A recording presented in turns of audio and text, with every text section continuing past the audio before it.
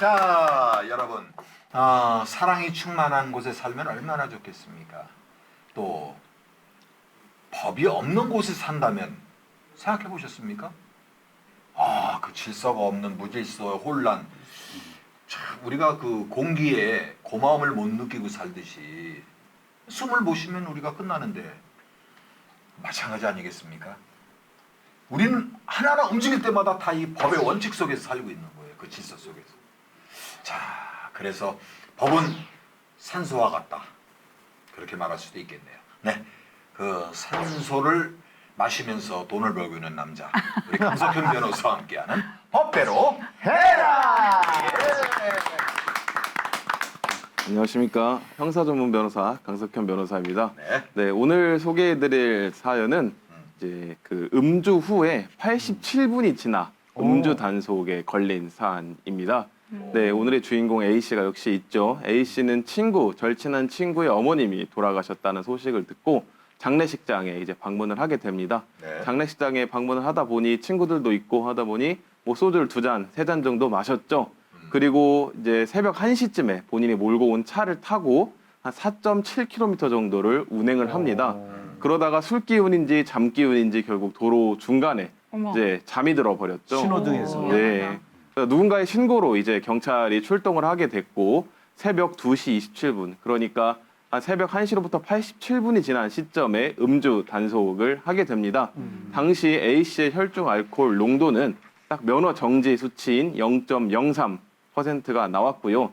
당시 현장 출동 경찰관의 단속 보고서에 따르면 이 A 씨에게는 술 냄새도 어느 정도 났고, 네, 얼굴도 조금 붉은 기운이 있었다라고 합니다. 결국 A 씨 당연히 이제 음주운전으로 재판에 넘겨졌죠. 이 A 씨가 과연 음주운전죄로 인정이 됐을지가 오늘의 문제입니다. 아니 냄새도 나고 얼굴도 뻘겋고 면허 정지 수준이고 이거는 뭐 빼도 박도 못하는 거 아닙니까? 그러니까 이게 음주를 하면은 그 알코올 농도가 올라가는 시간이 30분에서 약 90분 정도가 최고로 올라간다는데 지금 87분이라는 얘기는 그 전에는 0.03이 안 나왔을 것이다. 시간적으로 봤을 때 이 87분이라는 게 중요한 건데 시간으로 봤을 때는 안 나왔을 더 것이다. 나왔다고 봐야 되지 않을까요? 87분 지나서 정지 상태니까. 그러면은 그 전에는 알코올 농도가 안 올라가서 그 정도 치수가 안 나왔을 것이다. 제가 볼 때는 지금 참작이 되는 게 그 상가집이기 때문에 그 상가집에 가면은 진짜 안 마실 수가 없거든요. 남자분들은 그게 법정에서 좀 참고가 되지 않을까 싶어요.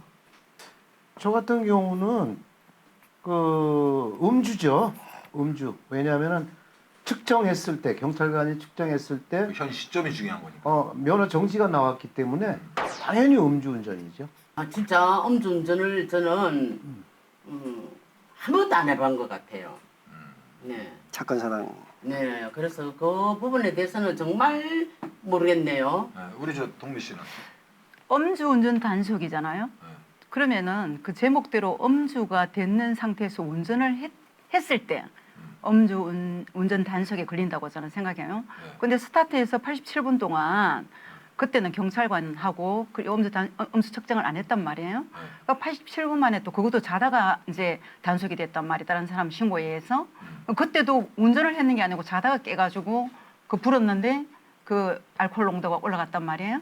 자, 그렇기 때문에 제가 생각할 때는 음주 운전 단속에는 걸리지 않을 것 같은 생각이 듭니다. 오케이. 아니, 근데 그러면 강석현 변호사님. 네. 그 사람이 운전을 다시 하다가 걸린 거예요? 아니면 자다가 걸린 거예요? 자다가 걸린 거죠. 자다가 차를 걸렸으면 좀 세워놓고. 문제가 있다고. 여기서 이제 패널분들 중에서 한 분이 정확하게 정답을 맞춰 주셨습니다. 법원은 4.7km를 술을 먹은 상태로 운전을 한 거는 인정을 했어요. 그러니까 음주 상태에서 운전을 했다라는 건 인정을 한 것이죠.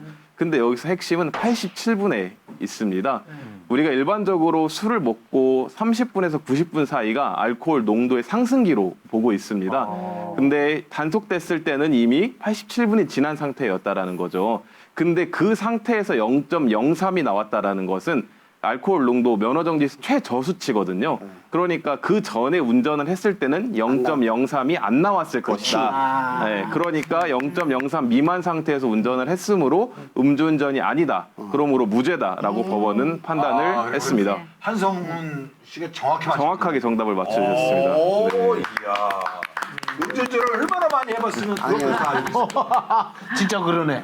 이야. 음주운전을 한 달에 한 번도 안 해봤어요. 어떤 사람은요, 뭐 청심만 먹으면은 안 나온다고 그러고 어떤 사람은 껌 씹어라, 초콜릿. 어떤 사람은 초콜릿 담배를 물고 있다가 후 불어라. 다 필요 없습니다. 그러려면 뭐하러 먹습니까? 근데 우리 한국 사람들의 똑같은 공통 심리가 뭔지 아십니까? 술을 처음에 먹을 때는 난 대리운전 할 거야 하고 먹습니다. 근데 어느 정도 따라 올라가면은 이게 이 배심이 이게 도둑놈이 돼요. 간이 땡땡이 이제 해서 이 정도 이 정도 냄새도 안 나네. 자기가 술 냄새 차이가 어떻게 맞냐고 펄펄 나는데 그러면서 하는 게 이제 그 돈 몇만 원, 2, 3만 원 아끼려다가 몇백만 원 벌금 물고 맞소. 다른 사람에게 또 피해주고 절대 어떤 입장이 있다 하더라도 음주 운전은 요즘 또 큰 사건 벌어졌지 않습니까? 네, 대한민국의 맞소. 스타라는 가수들부터 연예인들까지 그렇죠. 하여튼 저 음주는